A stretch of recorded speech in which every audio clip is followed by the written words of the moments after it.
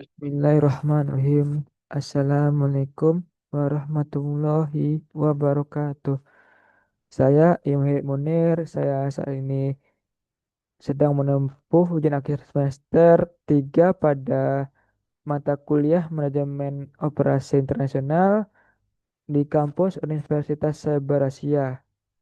Di sini saya akan memaparkan hasil tugas terstruktur saya mengenai penerapan Research Based Theory RBT dalam manajemen operasi internasional.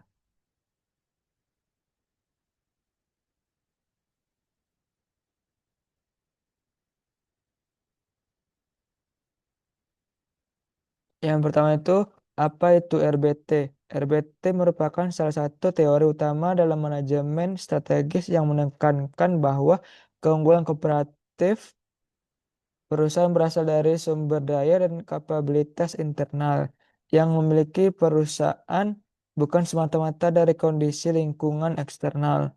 Teori ini berkembang sebagai kritik terhadap pendekatan industri based view yang terlalu berfokus pada struktur pusat dan tingkat persaingan. RBT memandang perusahaan sebagai kumpulan sumber daya yang bersifat heterogen dan tidak mudah dipindahkan antar perusahaan.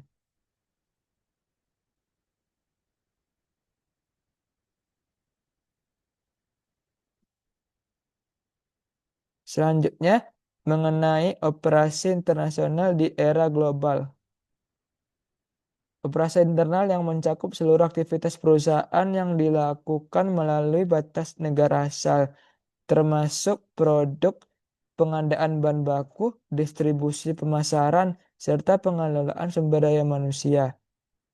Tujuan utama dari operasi internasional adalah memperluas pangsa pasar, meningkatkan efisiensi melalui skala ekonomi, mengakses sumber daya global, serta memperkuat posisi kompetitif perusahaan di pasar dunia.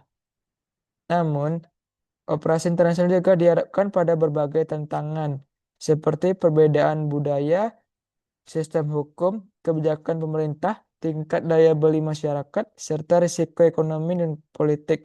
Kompleksitas ini menuntut perusahaan untuk memiliki kapabilitas organisasi yang kuat agar mampu mengordinasikan aktivitas lintas negara secara efektif.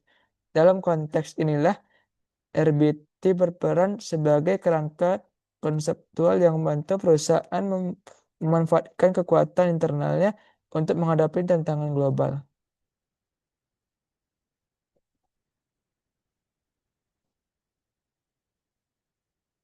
Selanjutnya, analisis konsep RBT.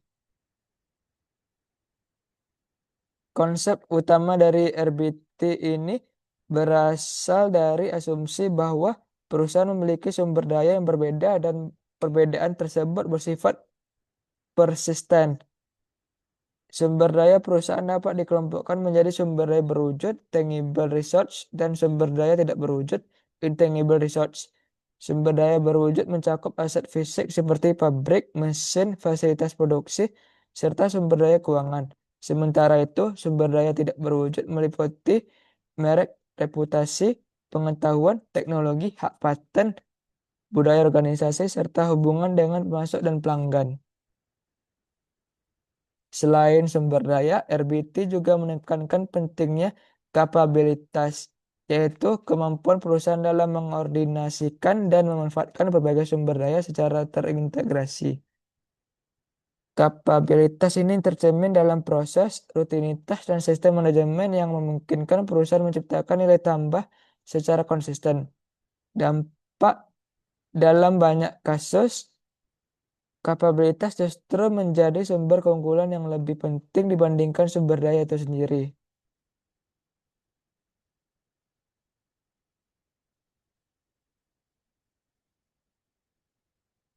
Selanjutnya, di sini ada penerapan RBT dalam operasi internasional pada perusahaan Unilever.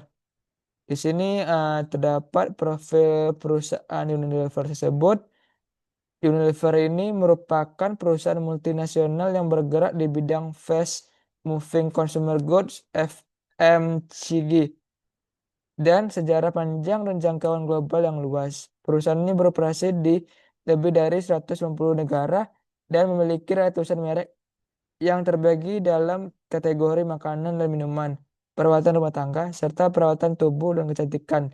Beberapa merek unggul Unilever antara lain Dove, Lifebuoy, Lux, Sunsilk, Rinso, Pepsodent, dan lain-lainnya. Selanjutnya, identifikasi sumber daya kapabilitas unik Unilever. Sumber daya Friend. Unilever ini memiliki sejumlah sumber daya dan kapabilitas yang memengaruhi kriteria Friend. Yang pertama, kekuatan merek global dan lokal yang telah dibangun selama puluhan tahun memberikan nilai tinggi dan sulit ditiru oleh pesaing. Merek-merek Unilever memiliki tingkat kepercayaan konsumen yang kuat di berbagai negara.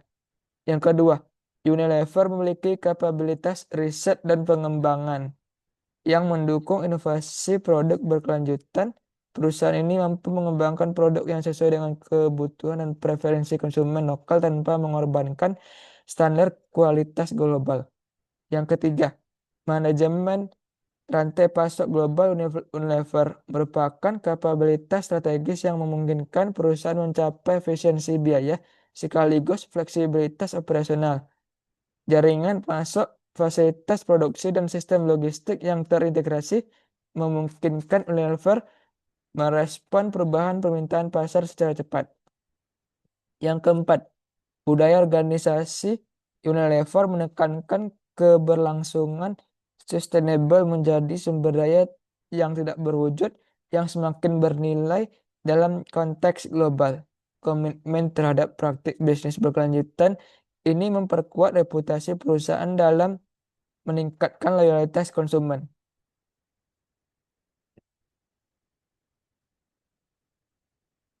Selanjutnya, ini ada studi kasus operasi di negara berkembang pada perusahaan Unilever. Penerapan RBT dalam operasi Unilever di negara berkembang seperti Indonesia. Unilever memanfaatkan sumber daya berupa pemahaman mendalam terhadap perilaku konsumen lokal, jaringan distribusi yang luas, serta kemampuan inovasi produk berbiaya terjangkau. Kapabilitas ini memungkinkan Unilever menjangkau berbagai segmen pasar termasuk konsumen berpendapatan rendah. Unilever Indonesia misalnya mampu mengadaptasi produk dan kemasan agar sesuai dengan daya beli masyarakat tanpa mengorbankan kualitas. Hal ini mencerminkan penerapan RBT dalam konteks operasi internasional yang adaptif.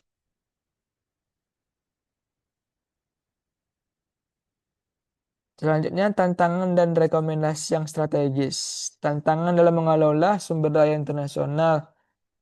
Meskipun memiliki keunggulan yang kuat, Unilever menghadapi berbagai tantangan dalam mengelola operasi internasional. Kompleksitas regulasi di berbagai negara, fluktuasi harga bahan baku, serta tekanan pesaing global menjadi tantangan utama. Selain itu, menjaga keseimbangan antara efisiensi global dan responsivitas lokal juga memerlukan kapabilitas manajerial yang tinggi. Unilever juga harus memastikan bahwa komitmen terhadap keberlangsungan dapat diterapkan secara konsisten di seluruh jaringan operasinya, yang seringkali melibatkan masuk dengan tingkat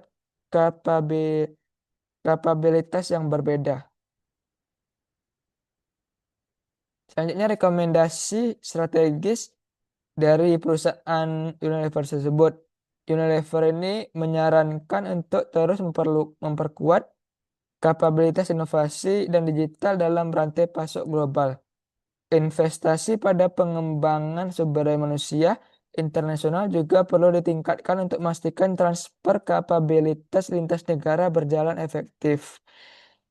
Selanjutnya, menjaga komitmen terhadap keberlangsungan perlu terus diperhatikan sebagai sumber keunggulan kompetitif jangka panjang.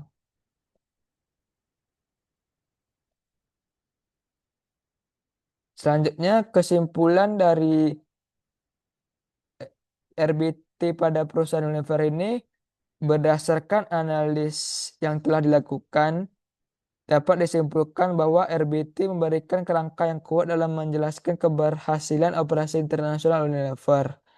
Keunggulan kompetitif Unilever tidak hanya berasal dari skala operasinya, tetapi terutama dari sumber daya dan kapabilitas internal yang unik, bernilai, dan sulit ditiru. Peran RBT memungkinkan Unilever merancang strategi operasi internasional yang selaras dengan kekuatan internalnya, sehingga mampu beradaptasi terhadap dinamika pasar global tanpa kehilangan identitas dan keunggulan kompetitif. Ini daftar pustaka yang saya peroleh untuk mengerjakan tugas tersebut saya. Oke, sekian paparan ujian akhir semester manajemen operasi internasional yang dapat saya sampaikan. Apabila ada kekurangan atau kesalahan, mohon dimaafkan. Wabillahi taufiq wa hidayah. Wassalamualaikum warahmatullahi wabarakatuh.